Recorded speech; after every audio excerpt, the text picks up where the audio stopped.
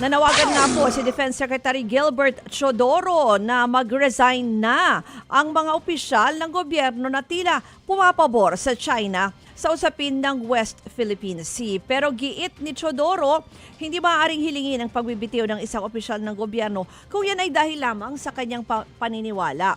Kailangan mayroon munang paglabag sa batas o regulasyon. Isa po sa binanggit ni Chodoro na pwedeng silipin ay ang posibleng paglabag sa administrative order na may kaugnayan sa West Philippine Sea at bahagi ng umiiral na batas tungkol sa mga lugar o teritoryong sakop ng Pilipinas sa West Philippine Sea. Ang paliwanag kasi dyan ni Chodoro ay trabaho o tungkulin ng isang government official na i-uphold o kilalanin ang batas. Una na pong binatikos ni Davao First District Congressman Paulo Duterte ang naging panawagan na yan ni Chodoro.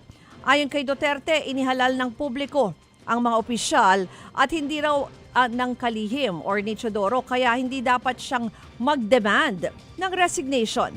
Dagdag pa po ni Congressman Pulong, hindi trabaho ni Chodoro ang mag-loyalty check sa mga iniluklok na opisyal. Giit pa niya bakit kailangan pa raw tawaging demonyo ang China. Hindi lang naman China ang bansang may inaangking bahagi sa pinag-aagawang teritoryo sa West Philippine Sea.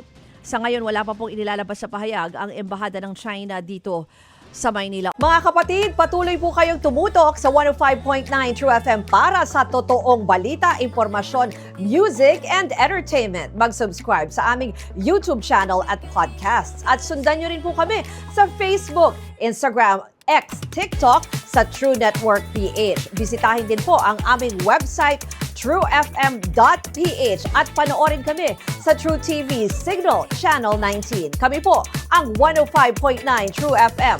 Laging true sa'yo, kapatid. Ito tayo sa totoo, tunay at tapat.